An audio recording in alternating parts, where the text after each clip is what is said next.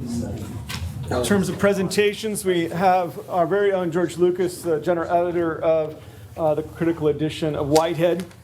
George Lucas was recently visiting distinguished. Until I got fired. Yes, I was. Visiting distinguished research professor at the John J. Riley Center for Science, Technology, and Values at Notre Dame University, professor emeritus of the U.S. Naval Academy, and as I said, general editor of the critical edition of Whitehead. The second volume is forthcoming in our series, and George is one of the editors of that second volume. We'll be talking more about that this evening. George is a past president of the Metaphysical Society of America, currently serves as the Society's secretary-treasurer, and he's author of numerous books, including Hegel and Whitehead, SUNY 1986, and the Rehabilitation of Whitehead, SUNY 1989. Join me in welcoming George Lucas. Thank you, sir. Wow. Well, that's probably the only applause I'm going to hear because I've got an obnoxious, annoying, tendentious presentation for you this afternoon. It's deliberately kind of one-sided to make a case for the edition, and it's probably therefore overstated.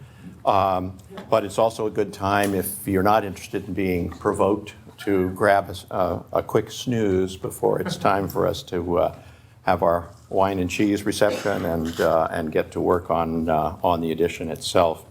I'm so grateful to be even a part of this project, and despite all Brian's very kind remarks, I'm not exactly sure how I got this job. I thought Lehman was far more qualified in my generation than I was to be doing this, and is. Fortunately, he's part of the project and will be editor of, we call it Volume 4, but of the Quine lectures, basically. I'm going to say a lot about those. In my case, I find it the detective work that we've been talking about to be loads of fun. But like a lot of anthropologists and archaeologists, when you get home from the field or the site and it's time to write it up and tell people what you've been doing, that's a little harder. And so I'm not holding up my end on Volume 2. I love what we're finding in Volume 2, but it's behind schedule because of me. And including this disaster at Notre Dame, which was a disappointment. It wasn't really a firing, but it's you know how the deans decide. These guys like Allen, they decide we're going in a different direction. We're going to reorient ourselves to undergraduate education. It hurts me more than it hurts you. Yeah, that's right. Yeah. Oh yes. Yeah. Anyway, I'll tell those stories over the wine, to those who haven't already heard them ad nauseum. So let me turn to this nasty, small-minded paper here. It's called Tracking Alt-Whitehead, using some of that language. New perspectives on Whitehead's philosophy that I think are emerging from our collected edition. Let me give you a summary of what I want to cover and then go into detail. When Brian and Roland began a decade ago, and they are Brian in particular, the driving energy behind this project, making no mistake, were it not for them, and Brian in particular, but both of them, we wouldn't have an edition. We wouldn't have had enough confidence to proceed. I think John Cobb misremembered the history of the edition, actually, because I was the program officer and the assistant director for research programs at NEH when the original attempt came, and it was more like 1992. And it had wonderful people. They had all the usual suspects, plus Michael Velker at Tübingen, and it just had this huge lineup of people, and I was so excited. And I got the chance to shepherd that through our bureaucracy to try to get funded, and it was very frustrating to watch the ways in which people reacted to Whitehead at the time, as well as to the edition. Even the staff there, Margot Bacchus was my peer, my corresponding assistant director in the scholarly editions program, and she was definitely a person of what would you say? She amused with her pretensions, let's put it that way. She didn't have a doctorate, but she certainly had a love for the editions that were working very well, the ones that were easy to sell to Congress. Whitehead was not going to be one of those. And she, George, we have this thing. It's philosophy. Oh. And they'd been doing the Dewey edition, and that had sort of sucked them dry anyway. But it had been a successful project from their standpoint. You could show members of Congress, this is what you're getting for your money, 20 volumes. And no objections from people who didn't like the way they were numbered and organized instead of. And by contrast, this looked like, to her, amateurs. These people aren't going to know what they're doing. They're just going to waste a lot of money, a lot of time. We don't really want to give them a grant. But would you handle the project for us? Well, thanks a lot, But Whitehead, this is great. We should. It's a crime we don't have this edition. And I've been making that argument ever since to a skeptical audience. But it wasn't me or John Cobb who succeeded. It was Brian. So I'm very glad to be part of this, and I'm very excited about what all of our folks are uncovering. When they started, what we thought, though, we were going to be doing, if we got it off the ground, was, learn a little bit more about how Whitehead, on a day-to-day basis, came up with the stuff that we're familiar with. We thought that we're going to learn, as any secondary project will, fill in some blanks and answer some questions about the mysteries and what have you. Well, that goal, I think, has been dramatically met already in Paul and Jason's opening volume. It's helping resolve some long-standing controversies, the degree to which Whitehead may or may not have subsequently deviated from his initial comprehensive metaphysical vision.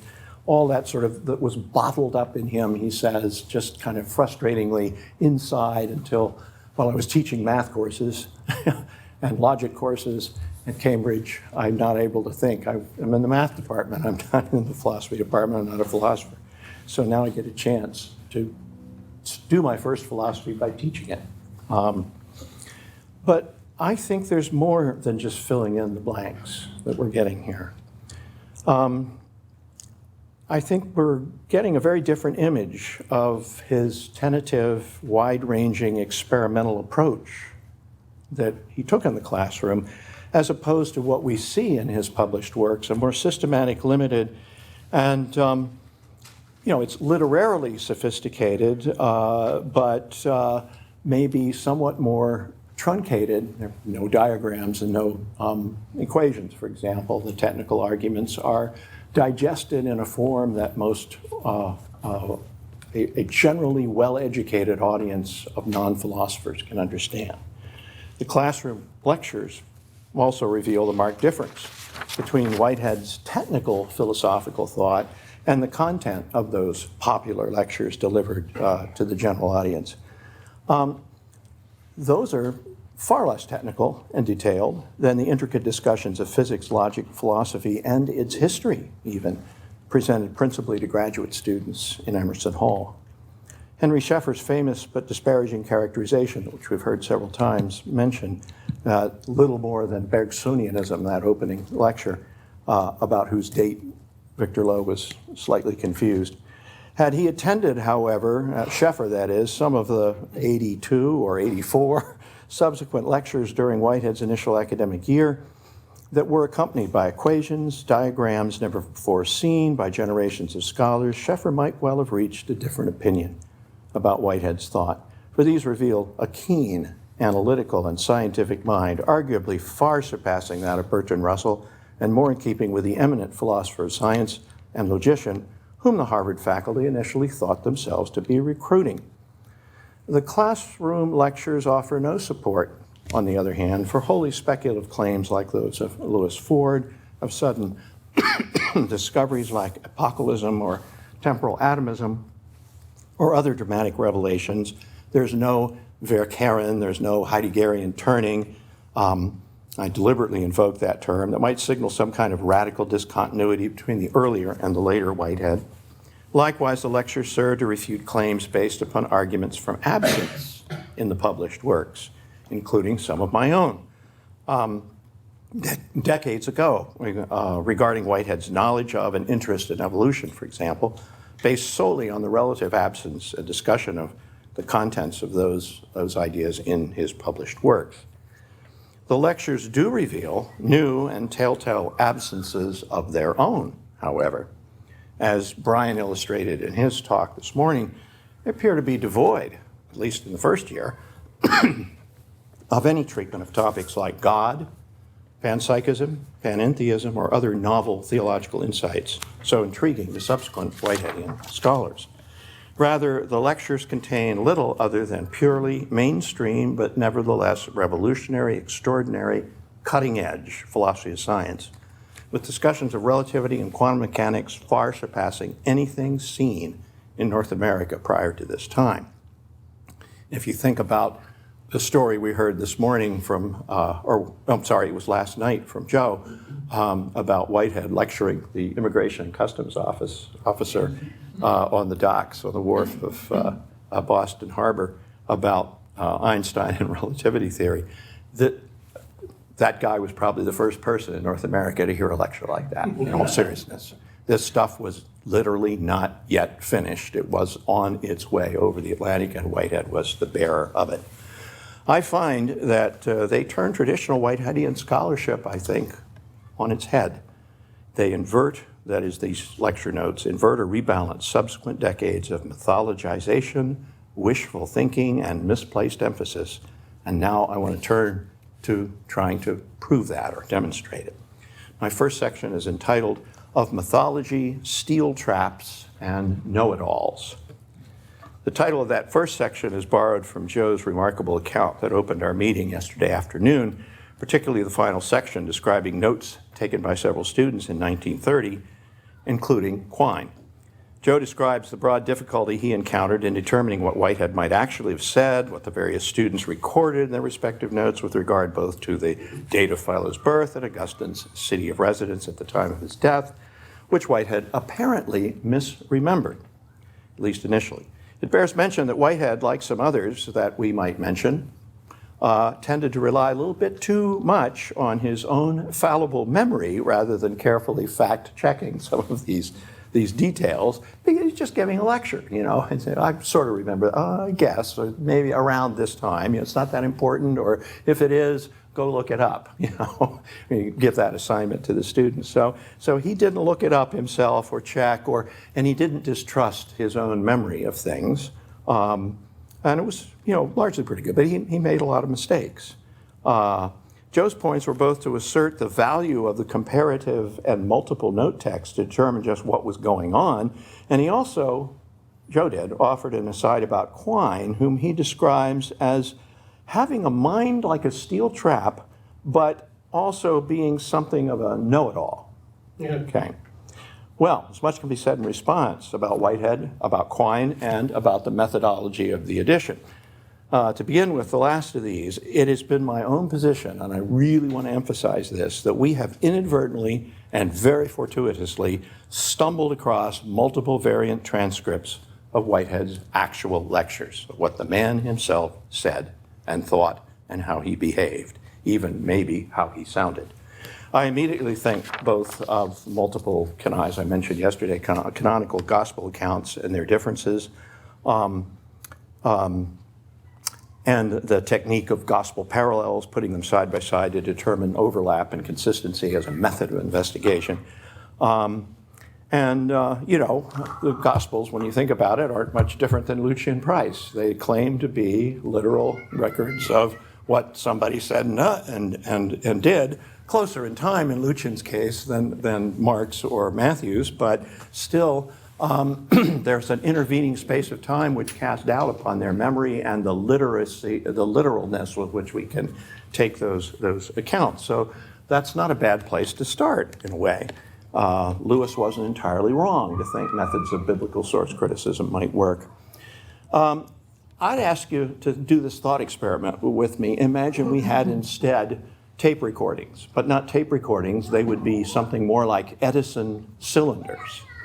if you remember those, clay cylinders with the recorders. And imagine some students fortuitously had several recorders and they used those Edison cylinders which quickly degrade, but you could still get something out of them. Would we be any better off? Well, I'm not sure we would be. We'd be in about the position we're in now. The latter might shed question on that, or light on that one question of whether Whitehead had a speech impediment. That might capture that. But that would be about it, because one would be good at one point and poor at another point and have deteriorated entirely in another, and the second would have filled in the gaps in the first and so forth, and it would have been our job to make the transcript out of that, and it would be a very hard job indeed. But I think that's what we would have, and what would be our goal in doing that.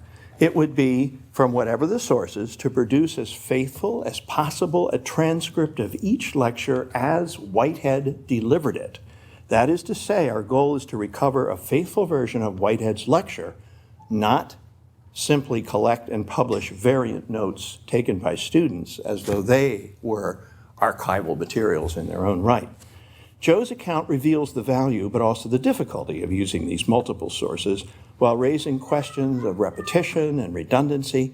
If we were simply to decide, I can't manage it, let's just publish it all, right? Then we've essentially offloaded onto the reader or the user the problem that I think is our responsibility as the editors. So if I've had any contribution to this project, it's to make that case and to remind everybody we're not just collecting a lot of stuff and stuffing it in the archives for other people to look at. We're trying to do this difficult transcription. And the question is, can we do it? Can it be done? Okay, so we are, after all, seeking answers pertaining to what Whitehead himself said rather than what various students heard or wrote down, even if they had, as we've acknowledged, their own intentionality, their own reasons for taking notes, and their own liabilities as note takers. As Joe demonstrates with his cases of Augusta and Philo, however, those problems aren't easily disentangled. Kind of reminds me of Schweitzer's work before he became the great musician and then the doctor. He wrote the book, The Quest for the Historical Jesus. And people who do the history of theology know that that was an enterprise that ran up against somebody named Rudolf Bultmann and didn't go as far as we'd like. But that, I think, is the difference between this and the gospel parallels and other things, that we don't have the problem. We have problems of mythology, that I'm going to talk about in a minute, but we don't have problems of, the resurrection, this charismatic break between people of faith on the other side of a break in history and those who might have been eyewitnesses to something whose significance they could not at the time possibly have understood. We just got students taking notes, like they do in our classes and like we have used with so many other philosophers, incomplete but nothing, and certainly worth having. Okay. What is revealed by these transcripts, moreover, is not always flattering to the note taker. If you're a disciple of Quine, it can hardly prove reassuring to see how, on one hand, Quine doesn't hesitate, in my opinion, to caricature and denigrate Whitehead sarcastically in his little doodles and asides and notes and his literal, a frozen world of whatever the phrase was that Whitehead sort of mispronounced and that Quine took down. We also have a set, as Brian mentioned this morning, of Quine's own notes of an office session that he scheduled at his request with Whitehead in order to show Whitehead some work that Quine was doing on logic proofs. Quine reports in his own sort of notes to the file here that Whitehead was very impressed with that work, describing the work as, quote, a very pretty proof, my boy. I wish we had had this for the Principia. Well, the overall account is, frankly, a sharp contrast to the attitude revealed during Quine's disrespectful note-taking during class and currently in his later career. In this former instance, he's sycophantic and self-serving. Well, he's respectful, at least. Maybe that's a little harsh. He's respectful, but he does seem to be kind of kissing up to the famous philosopher, whom he secretly is holding at the same time largely in contempt. I think it adds evidence to other sources that Quine, the darling of the subsequent mid-century analytic philosophy, was a person of deeply flawed character, duplicitous, self-serving, as well as cocky and arrogant. No doubt that he was smart, but also far too aware of how smart he was, and perhaps not quite as smart as he himself thought himself to be. More of a, therefore, a smart ass than a steel trap, I'd wager. These archival materials will take Quine down a peg in historical perspective. They also add further credit to the remarkable work that Leman McHenry has done in getting Quine toward the end of his life, gaining his confidence, forcing him to reckon more authentically on just how significant a figure Whitehead himself was and what a positive influence on Quine's own philosophy Whitehead had proven to be, after all, despite Quine's intervening decades of unflattering, ungrateful, disparaging remarks. So now we could turn from beating up on Quine to beating up on Victor Lowe.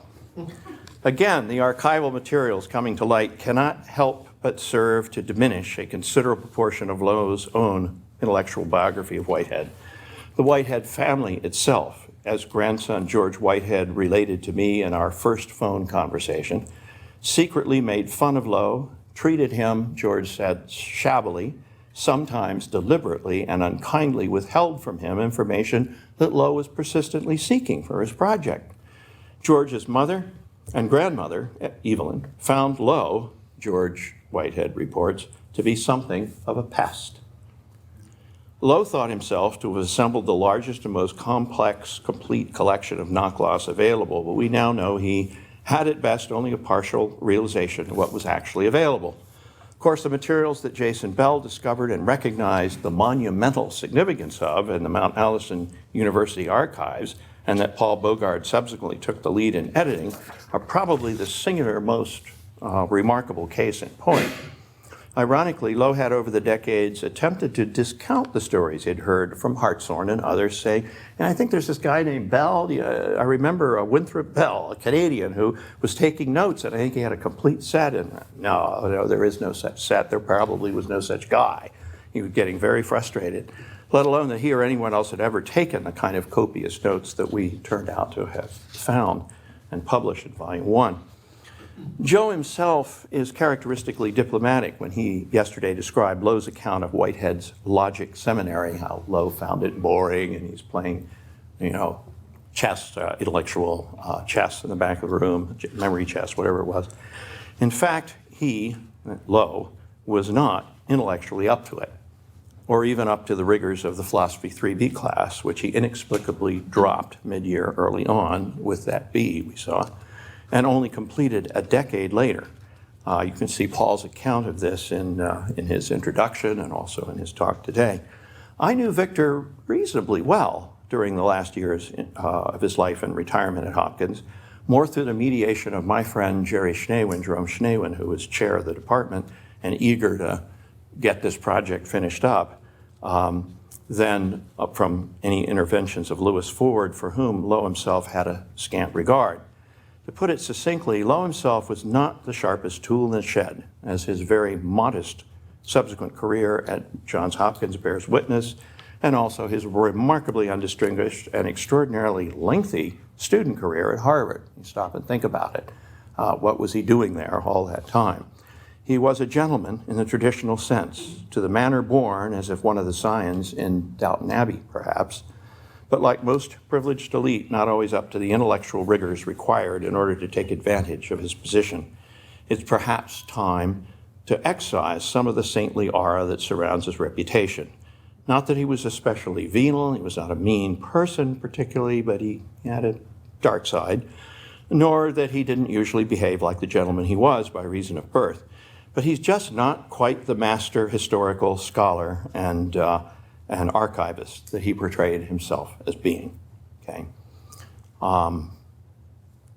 The same could be said in philosophical perspective, sidebar, on Ivor LeClaire as well, when you turn your eyes more critically than I did as a youth to his books, from Whitehead's Metaphysics, I think it's 1954, to his final and singularly unimpressive Philosophy of Nature that Jan van der Weyck had arranged to publish at Leuven, all of which can sort of content themselves with fairly pedestrian comparisons of Whitehead with Aristotle, while utterly ignoring Whitehead's most complex, utterly essential, and revolutionary discoveries like conceptual reversion, symbolic reference, perception and the mixed mode of causal efficacy and presentational immediacy.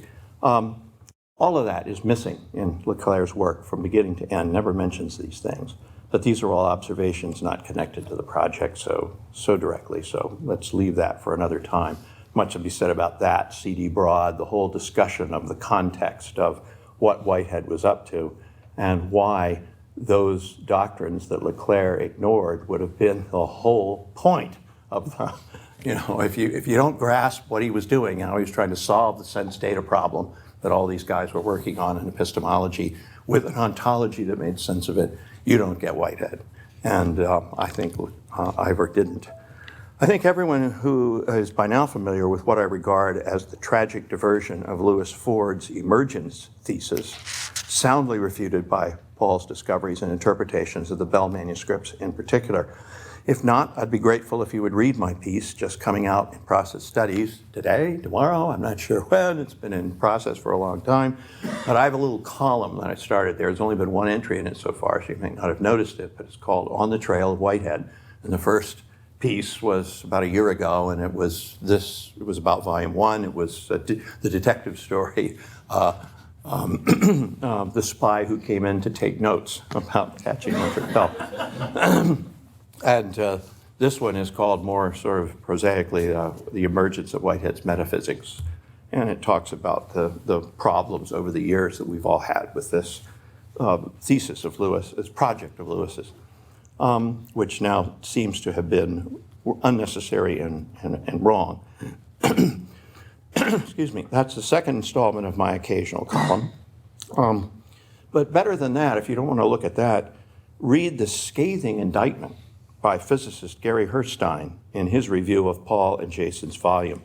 Well, I can give you the reference for that after, if you'd like, where he roundly denounces, quote, the riot of untethered speculation exhibited in Ford's work in particular as the kind of inexcusable excess likely to arise in the absence of any grounding in archival evidence, such as Whitehead carefully ordered to be destroyed. Okay.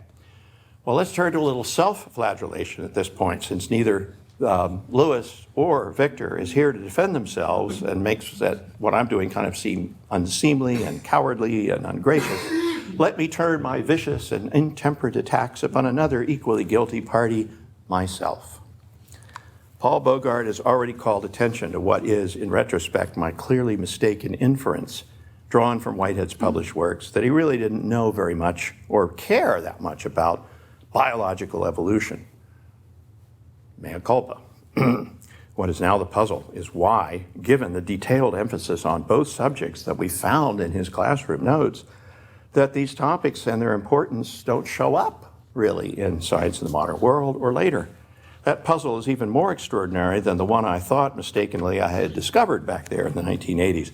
But to be absolutely clear, the first volume of class lectures taken, or notes taken from 1924 and 25, demonstrate the compatibility of his philosophy with evolutionary development, change, and novelty, as well as a far, far, far more detailed and careful reading and incorporation of views from Darwin to Bergson, Lloyd Morgan, and others whom Paul named in his paper today than I had ever realized or that any of us could find in his published work, other than these polite, I found Morgan's work very helpful and Alexander's work very helpful and James's work very helpful. We don't know what to make of that if they're not used, but they are in the classroom. James shows up in a lot in the next year that we're working on. That connection cannot now be gainsaid. So in sum, Ford was wrong about temporal atomism as a discovery. I was wrong to infer from this minor lacuna in Whitehead's published works that he didn't focus much on Darwin and evolution. Poor old Victor, as the Whitehead family always called him, poor old Victor, wasted a great deal of his time and made a lot of mistakes. Brian has unearthed a review of both volumes of the Lowe biography by Nick Griffin, one of our colleagues in the edition, the scholar up at the Russell Archives, and it's a lot more damning and cruel than anything I've said this afternoon on both volumes, on the inaccuracies, the mistakes, the lack of philosophical sophistication, the sort of inexcusable problems that he finds. Now, he may, too, be a nasty venal man like me, and you can dismiss it all, but he's even harder on Victor than I was. And then Quine, I'm pretty hard on him, nasty, venal, self-serving narcissist. Geez, Louise, you know. As Johannes Brahms once remarked after leaving an evening gala in Vienna, if there is anyone here tonight whom I have failed to deliberately offend, then I apologize. So what other sacred cows can we gore? Well, let me turn to my own highly mythological accounts, not in George Allen's good sense of myth, sadly, of Whitehead's importance during his own lifetime, for one thing. Joe commented this morning upon Paul Weiss's speculation that Whitehead would not have been a particularly effective administrator. By dramatically sharp contrast, in my work over the last couple of decades, I had Whitehead portrayed historically as right up to the time of this project, really, as having in essence been summoned upon leaving Cambridge by a search committee headed by none other than Prince Albert, who was long since dead at the time, to join the faculty of the brand new Imperial College of Science and Technology in 1910 as dean of the faculty. The college was in fact founded in 1907 without Whitehead's presence or contribution, which he then proceeded to build up during the ensuing decade from a virtual vocational technical school for London's working poor and lower classes into one of the premier scientific research institutions in the world at the time of his summons to Harvard in 1923, all while authoring many of the major works that made him the darling of analytic philosophy in the 20th century. That was my account, okay? That's how I tell the story of Whitehead. Well, to quote the late comedian, one of my favorites, Dom DeLuise,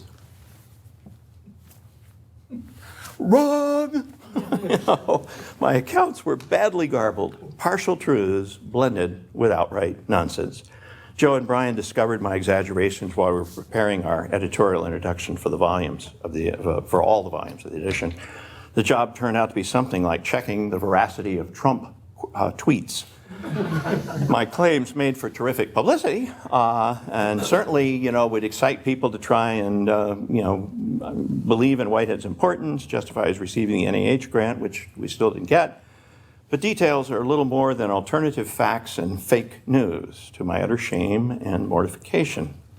Now, in my defense, Columbia professor Joe Brennan, who preceded me in my final position at the Naval War College after he left Columbia, the Stockdale Chair of Ethics, and whom Joe Paddock quotes in another context, he summarizes Whitehead's importance in a similar manner.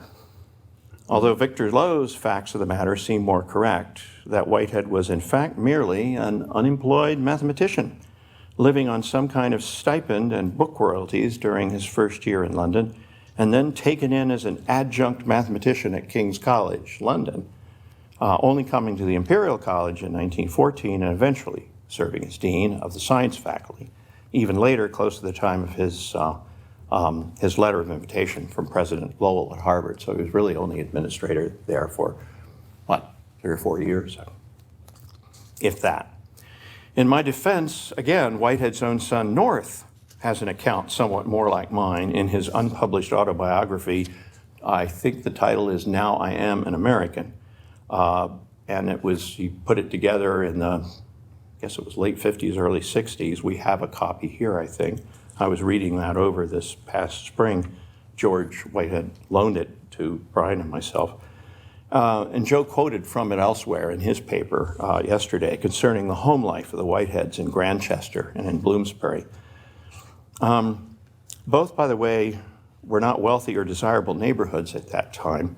If you're followers of PBS, BBC, Mystery Theater, the Grantchester Mysteries, one of my favorites, you know that this little lower middle-class suburb of Cambridge has only gone further downhill since North's description of the drunken locals who lived there during his pre-college days. Well, so in that book, North really doesn't spend a lot of time idolizing or describing even his father. He talks about family life and so forth. He's more interested in talking about his own experiences and memories. But when he talks about his dad and how they came to be in London, he has the same kind of story that I'd heard. He thinks that his father was immediately employed as a math professor at Imperial College, for example. So now I've seen a lot of other Whiteheadians since relate versions of this, let's call it a myth, okay, the myth of Whitehead. Am I channeling them or are they channeling me? I don't know, but that narrative is seriously in error. Lowe's account and Joe's own in Wikipedia are probably the most accurate and the most deflating of the myth of Whitehead, although where Lowe got his facts for his biography is beyond me, since the family, including North, believes something closer to my mythological account. What we all agree upon is that Whitehead did not chop down any cherry trees at Sherborne, nor did he throw a £1 note across the Thames. Mythologizing our revered historical and philosophical figures and endowing them with almost superhuman powers or endearing charms is not without precedent. It's what fans and disciples do. I'm sure everyone here has heard the oft-told tale of Hartshorne at the University of Chicago, encountering a student on the quad, engaging in spirited conversation for an hour, then asking the student to remind him in what direction he had been going at the time of their encounter. How many of you have heard that story? Come on. You've all heard that story, right? The trouble is students of Rudolf Carnap repeat exactly the same anecdote about their teacher at the same school. And I've heard this anecdote ascribed to other great scholars. It's less bogus than affectionate, and perhaps indicative of character of absent-minded intellectuals ever since Thales fell into that hole while pondering the heavens. Yet another piece of fake news, however, redounds more to Whitehead's character and importance than to undermining it. We have Whitaker's account of the Giffords, now contrasted in Joe's paper to Whitehead's own account of how they went. Even more objectively, we have the famous story that Lowe recounts of Henry Sheffer walking out of Whitehead's first lecture again, muttering Bergsonianism in disgust, pure Bergson, nothing but Bergsonianism. But in pawing through the archives, we have notes of the Harvard department's repeated attempts through the auspices of President Lowell and Professor William Ernst Hocking to secure Bergson himself, giving up only at the end of the First World War. Paul and I looked over those letters with awe and amazement. Meanwhile, while digging around for some records at Joe's behest, I myself discovered an edition from the fall 1924 of the Harvard Crimson, which I sent on to Joe, and in which Sheffer, well after that initial supposed lecture of Whitehead's and his nasty comments, was interviewed and asked to comment on the importance of bringing Professor Whitehead to the university. His response to the student journalist consisted of effusive and unequivocal praise for the kind of philosophy and scientific insight Whitehead was adding to campus, and to what a catch he was for the faculty. That, unlike Lowe's viva voce remarks, that is in print. North wasn't prone to exaggerate or even focus particularly on his father's prowess or accomplishments. There's little of that in his autobiography. He disses, that is, North does, the lack of intellectual rigor at Cambridge and praises American students, by contrast, for their focus and drive. His comments on his father and his family life are perfunctory and polite, lacking in much detail. I'd therefore accord more weight to his account in their life and transition to London, undertaken exactly at the year North matriculated at Cambridge, than I would to anything Lowe dug up, especially in the absence of archival evidence or, behind his back, the disdain of the Whiteheads himself as his main alternative source of information. So I conclude now. How am I doing time-wise? Is it up? 5:30? Sorry? Well, 20 minutes, please, the whole time. Yeah. Less, hopefully. I got about 5 to go, and then there'll be time. Okay, all right. So this is the Rethinking Whitehead section. I do not doubt either Joe's account of Whitehead's own estimation of the success of his Giffords, and especially his own estimation of the final lecture. No one who reads Process and Reality Part 5 can gainsay the eloquence and profound insight of that chapter. But it was a requirement of the Giffords that an evaluation of science for theology be offered in conclusion. That leaves unanswered, then, the role of these ideas as central to Whitehead's broader thought. Seems to me that the day-to-day lectures over many years bear more witness to the relevant importance of themes than do a set of one-off lectures written with boundary constraints for a popular audience. For that is what Process and Reality, and indeed almost all of Whitehead's published works are. And in those, by contrast, there's little or no mention of God in any serious, that is in the lecture notes of the class notes, let alone theological fashion. I side with George Allen in his concluding remarks. Even if this afternoon, even if I don't agree about the past, I certainly agree that we could let God go and still have a Whiteheadian system.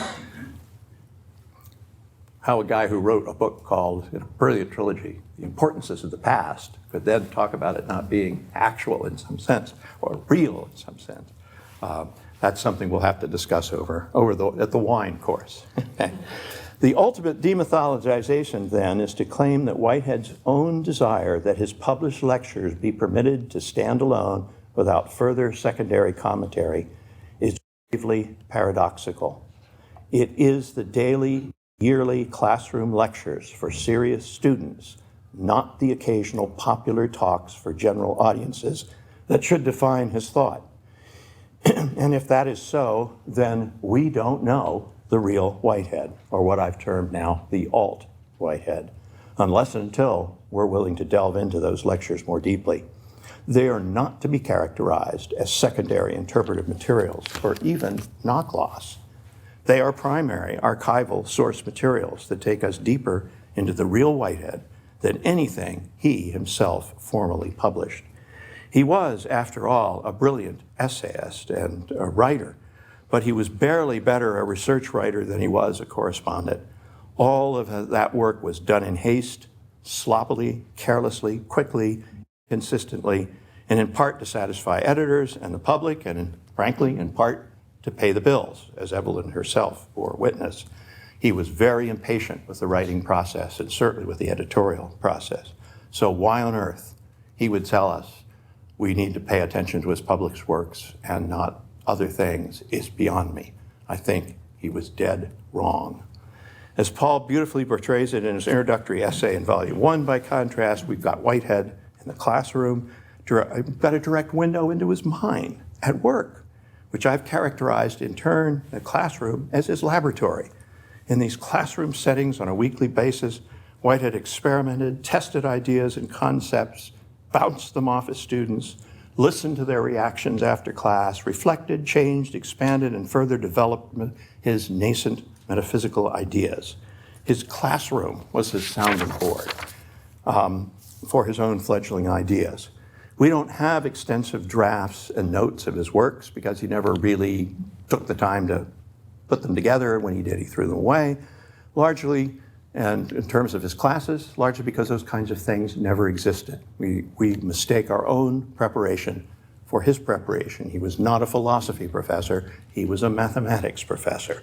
And like any mathematician says, okay, today I'm supposed to discuss the fundamental theorem of calculus. Scribble that down on the back of an envelope and remind himself of the most elegant formula for those, and that's all you need. That's an hour, 2, 3, you could lecture all you want with that set of notes at the board. That's what he did. So like any mathematician, he took a few scribbled notes of his classes as reminders. His actual lectures were chalkboard events in which he worked out ideas via equations and diagrams while pacing about and looking out the window, as we've heard many times, reflecting, interpreting, musing. The notes of the students are thus the notes of the lecturer's provisional ideas, much as were Aristotle's and, to a similar extent, Hegel's and the later Wittgenstein's. The philosopher muses, philosophize, experiments. The students record the best of their abilities, the ideas they hear in the classroom. And those experiments go far beyond anything we have in its relatively truncated published works. A far greater knowledge of and reflection on Darwinian evolution, for one thing, greater knowledge of post-Copenhagen quantum mechanics, for another, a back and forth on Einstein's relativity, seemingly willing to accept later doctrines concerning the inseparability of space and time and their non-uniformity that he had rejected outright in 1922 in his book on relativity. Diagrams and equations never seen by us before, for which we've had to substitute those speculative illustrations of Lowe and Sherburne and Ford, among others, over the years, disciples who lacked his own command and prowess in mathematical physics. In that one sense, I could not disagree more with a comment that Lehman made, and I'm really arguing with him about our project together, that there is relatively little new here. in which case I would have, if it's true, I'd have difficulty proceeding with the project if we're wasting our time. Or if there's just not that much to be gained. This is really hard work. So I've given my best attempt at justifying why I think we need to keep doing it. I'm having my own trouble holding up my end of the bargain, but that's another matter. I wrote to a number of graduate programs as we were working on Volume 2 just this last fall, and I had prepared the latest edition of our failed NEH grant. I was really excited about it, and we're going to get it this time. I think we're ready, because we had a volume already out. We had evidence, we had, a demonstration of what we were doing and its importance. I made the claim that if they really wanted to be in the front end of how philosophy was going to be evolving into the 21st century, they needed to bring the Whitehead edition to their campus in some form. They needed to hire faculty, some of our young people.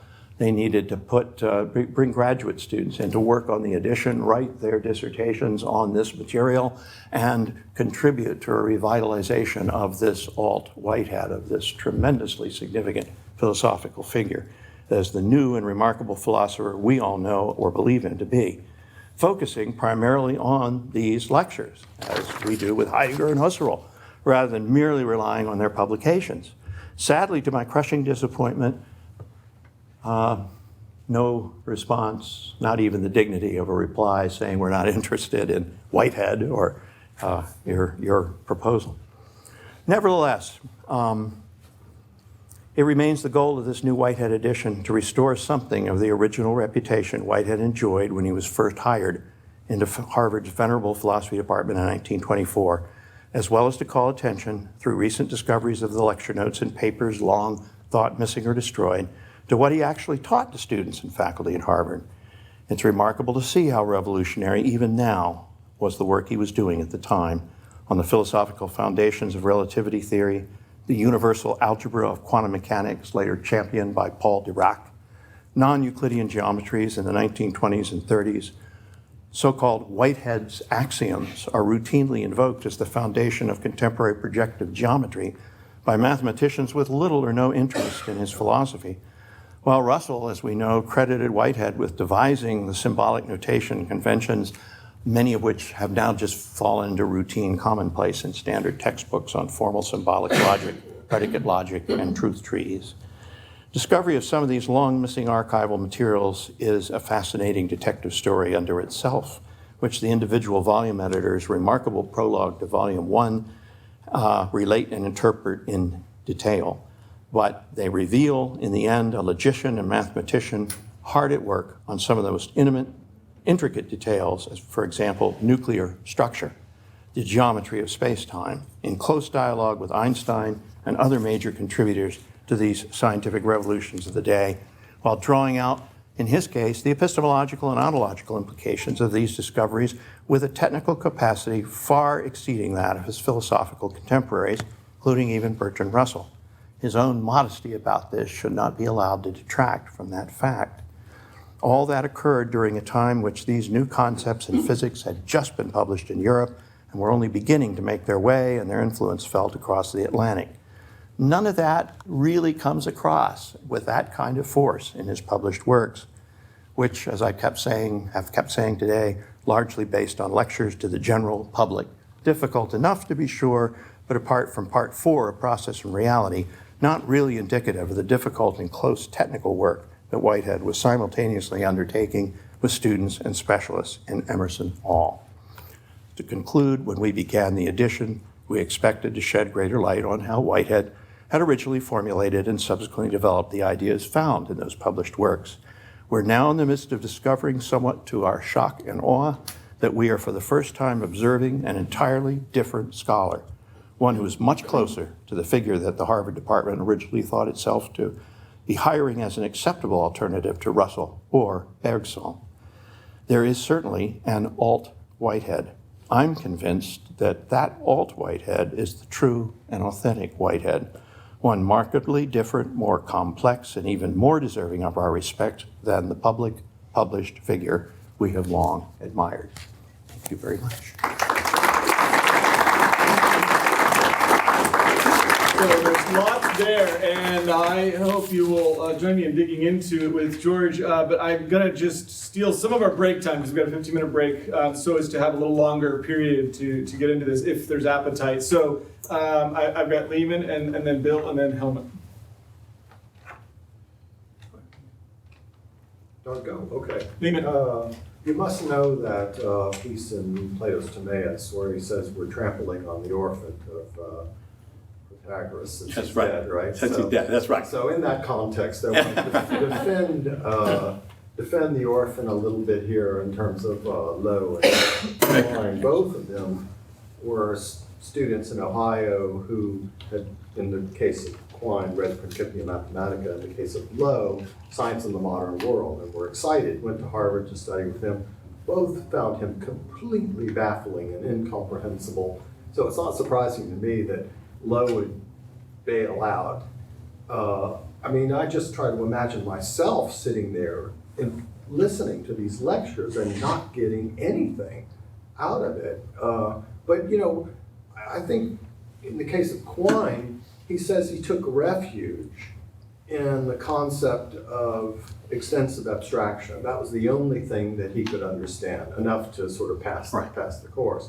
In the case of Lowe, I think he only really sort of understood Whitehead much later on when he wrote his thesis under Whitehead. So I'm not surprised at all about that kind of experience. I am a bit surprised to see you think that Quine was contemptuous of Whitehead, especially given his comments that it was the first time that he found himself in the presence of the great. And it gave, you know, at the same time, he was part of that logical positivist revolution. He probably shared a lot of the opinions with Scheffer and at the time, and so just thought metaphysics was just a bunch of gobbledygook, but you know, he really wasn't understanding it. So I want to give them a little bit more leadway in that regard. And Victor Lowe did very, very good work on understanding Whitehead. I mean, I still regard that as the best secondary source on Whitehead. Now, fair enough to defend them, and maybe this was all Whitehead's fault. In Quine's case, he didn't deliver what Quine thought he had advertised, namely the logic of the Principia. Instead, he delivers this account of things. But I don't agree with your sense that you would share Quine's, if you're reading through the lectures. Of course, there are notes, there are incomplete sentences and so forth, but most of the stuff that I found coming out of the Bell notes in particular, I thought was just stunning. If I had been in that class, I would have thought it was unbelievable. I think I could have maybe taken as good or better notes, or would have tried. But the idea that it was gobbledygook to try and understand the philosophical presuppositions of science. That means someone doesn't grasp that science has philosophical presuppositions. Were those the lectures that Klein was hearing 6 years later? Well, no. This is 1930s. His was 1930s, were a little different, but I mean, still the same idea. What are the conditions of the possibility of all this stuff that we're, from epistemology to our ideas of mathematics to everything else, with reference to figures from Philo and... the 1930s was called Logic, Epistemology, and Cosmology is the name of the course at that time. Right. Bill. I was thinking about George's comment about the omission of God from these lectures, and it didn't surprise me they wouldn't be there on a course on philosophical presuppositions of science. Now, the seminary in metaphysics, I know we just had those little bit of notes from Hockey, right, in the first 5. In any of the subsequent years, are there more extensive notes from this? We've got a little bit from Weiss, a bit from Conger, a little bit from Quine, so a bit here and there. Conger probably being, if my memory serves right, where's Joe? But yeah, from the Logic Seminary, is that what you're asking? It's not metaphysics. Wasn't the first 20I is the in the first years? 20I is logic. Yeah, 20I is the logic class. That's what Is that not what you're asking? Talked about the seminary first. The seminary on metaphysics at the end of volume 1 is Hawking's notes from 4 sessions, as I recall, is that right? I'm sorry, yeah, I was answering the wrong question. So yeah, the Friday night events, were there ever more extensive notes in subsequent years on the metaphysics? Yeah, in fact, Seminary. we have, I think it was for the last 2 years that Whitehead did his seminars, he co-taught the metaphysics seminary with Hawking. And Hawking kept extensive notes of his on those. Oh. So that'll be a treat when we get to that. We don't have as many notes from the seminaries, and probably that's a lot because of the way I described Sure, it. the way- It's a lot of student presentations. It's almost all, yeah. Yeah. The It's students not- wrote the papers, just like you probably So wrote just your graduate school. in subsequent years, is the question, does Whitehead address the question of God in subsequent years anywhere? In the lectures that you guys have seen? Stay tuned to this station. Helmut, Well, it fits just with my commentary, yeah, because I was going to say 1927, 28, the Dorothy Emmett lecture notes explicitly refer to the God concept. And I would challenge you, George, on saying, chapter 5 of Process and Reality was put in because it was in Lord Gifford's will. I mean, Lord Gifford's will explicitly said you should stress natural theology. That's one point. Then when you look at different Gifford lecturers, for example, Ludwig Bultmann, giving Gifford lectures as history and eschatology, has very little to do with the God concept. I mean, as a theologian, there's some background, but if you look at these lectures, there's not a final part on God or something. Or they even called Karl Barth, to give the Giffords, who was the greatest opponent of natural theology. So I find your argument that section 5 was put in because of Lord Gifford's will pretty weak. Plus, regarding lecture notes 27, 28, where it's already mentioned as well. I would just add before you jump in is though that you still have no sense in these set of lectures that we have in front of us for tonight, where he's grappling with these difficult metaphysical problems, the points at which he later appeals to God to solve those metaphysical problems, the primordial nature in particular, I'm thinking about the eternal objects, he's just not appealing to it, right? So it's not the way that he was thinking about it in 24, 25. Sure. Yeah, so there may be development there, over time. Would you agree to that, Helmut? Well, if you look at the whole discussion, which Alyosha was mentioning as well, Timaeus was very much in his mind from quite early on. I mean, he was a close friend of Taylor's, and it was not just that after Taylor published his commentary on the Timaeus, Whitehead was very early aware of cosmological notions in the Timaeus. So, George, did you want to get in another before point of saying it was there but not spelled out for whatever reason. You don't think the primordial nature's here in No. envisagement? No. Oh, I think it's all over the place. Huh, okay. I didn't get that. Did you want to comment on that, or should we move on? Let's move on. Phipps? George was present in the Library of Congress when we domiciled Whitehead's historical letter to Lenin, which for the first time made clear his attitude towards logical positivism, Conant, Russell, and Wittgenstein. The bright boy. Calling them three bright boys, but nothing more. Very atypical, such caustic remarks.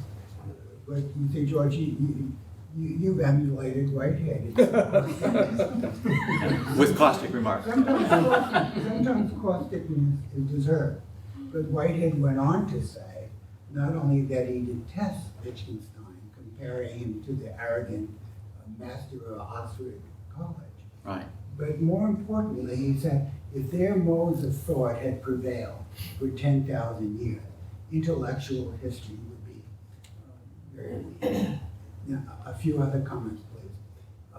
I personally feel grateful to Victor Lowe for giving a biography, flawed as it may be. I think it's very important to see their historical context and the personality and so on, things which many of us do not know. And so I feel grateful for that on the one hand. However, your comments and George Whitehead's appraisal of Lowe reminded me of something. Because Pam and I were in the archives of Johns Hopkins, and I read many letters to Professor Leonard, who was Whitehead's most intimate student, who was his personal assistant for 6 years. I want to tell one story about classroom's relation to Leonard. But first, in terms of the archive, Victor Lowe knew that Leonard was at the Princeton Institute of Advanced Study up the road, right, George? Mm-hmm. You know, that East Coast geography. Mm-hmm.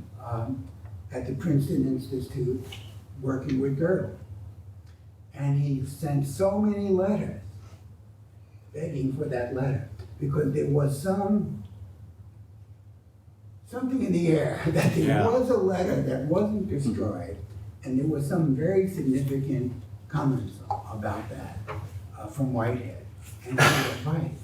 At that time, as I'm reading that, I had that letter in my hand. Subsequently, I gave a lecture here and published in Process Perspectives supplement. But why didn't Leonard, who had passed away in Germany by that time, why didn't he respond? Yeah. Maybe, I think, George, There was some intuition that there's an intuition that Victor was not the right repository. Yeah. he wasn't the right person to have. And trust that material. And Leonard knew him, obviously, Mhm. as a student and so on. For Quine, I could say a lot, and George said a lot, but I'll summarize my attitude. Quine is a small man. He's a small man. And in terms of Whitehead's career and some of the comments, of course, in Cambridge, he authored Principia Mathematica, and people don't realize how it was reviewed and viewed. David Hilbert, the great German mathematician, called it the greatest axiomatic system in human history. And Russell acknowledged that Whitehead did 95% of the deductions of Principia Mathematica. So that, to author the greatest axiomatic system and be begging for a job, he went to Imperial College, in my judgment, because he sensed, he intuited, there were presuppositions underlying Einstein's theory of relativity, which were wrong. Which were wrong. He didn't fully understand that. When he came to Harvard, it was because he found British mentality a little stuffy. And he looked at America's more open, dynamic, receptive environment to look at truly profoundly revolutionary ideas, which would examine those presuppositions which lie unexamined too often and too deeply. And he came to create a grand synthesis of mathematics, because process and reality is an axiomatic system. And one thing Leonard was doing was working on the synthesis of modal logic from C.I.S. Lewis, who was his friend and teacher and colleague later, with propositional logic. Because the axiomatic system in process and reality is a synthesis of modal and propositional logic, but it is not being fully understood. And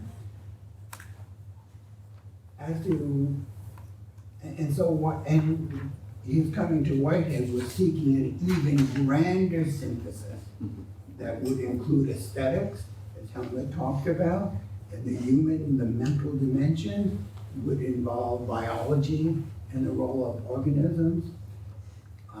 So that was the way I see it, and I think the way Leonard conveyed it to me. In terms of his classes, I never really asked Leonard so much about what it was, but I remember him telling me one time, coming home after class. At the time, he was Whitehead's personal assistant, and his job was to you bring Whitehead to his residence. And Leonard said to Whitehead, there's a very interesting concept, but how do you know it's true? And Whitehead replied, Henry, this is a very good question. Next class, let's debate it. And so that was intimidating for a young doctoral student who was an assistant in that era, a very formal era, with this revered figure, because Whitehead entered Harvard as a deeply revered, as he should have been, figure in intellectual history. And that kind of openness to be challenged and to debate and to evolve through dialogue was a deep part of the Whitehead personality. Thank you. Great. All right, should we leave it there? I think we're over into our break unless there's a pressing, you have a I don't final? know how pressing, but can I Please. add a comment out of 2425 that matches very much what I was just hearing you say? In the confusion of our response earlier, there was a seminar in metaphysics in this first year for at least half the year. We only have the few things that we included from Hawking. But what we also have, and this is why it's relevant, is we have Whitehead coming into his philosophical presuppositions, the science course 3B, and saying, on Saturday, they're teaching on Saturday, saying, last night in the Friday discussion, we got a question that was so interesting, I'm going to set my lecture aside for today, and let's discuss this question. So here you have a graduate student kind of raising matters cautiously Friday night, and Whitehead saying, that is so interesting, we have to talk about that. Slept on it, now That we're was gonna an do it. extraordinary thing to have gone through. I wonder, just as a way of a final thought, is I guess we should be careful, and I don't want to disagree with the way that George is putting it, but I do think it would be probably appropriate that we resist the urge to beat up on the people who've been beating up on our people. And as tempting as it is, and so, I mean, insofar as Quine said, things in print that we can look at that were uncharitable, I don't know if there were, but we're sort of throwing around the idea that he was, I don't know the record well enough, but I think we should just be really careful to be, how do you be fair and respectful to everybody involved? And so I think we can do that, but I would hate for us to sort of We wouldn't wish to use be this as ungentlemanly. Sure. Yeah, we want to set the record straight. We don't want to grind axes. I guess that's sort of my worry. It's not a matter of personality or Quine's littleness or narrowness. It's really an error of a school of thought and a way of thinking. Right. Because logical positivism, which he represented in Carnap and Wittgenstein, it was deeply rooted in this relentless reductionism. I don't disagree with you, but I think the point with these lectures is that we have him as a student in Whitehead's classroom, and he was brilliant. He's a really smart guy, but also a little bit full of himself, but he was just super, super smart, right? He's not a positivist at this point. I don't think there's enough evidence to suggest that. So it's sort of, we can't read back what we know. He ends up doing later into what we see of him in the classroom at the time. Right, he's just a student who went because he found Principia fascinating and was disappointed that there was none of it to be found. And so, anyway, I don't mean to derail what George said. It's more of just a.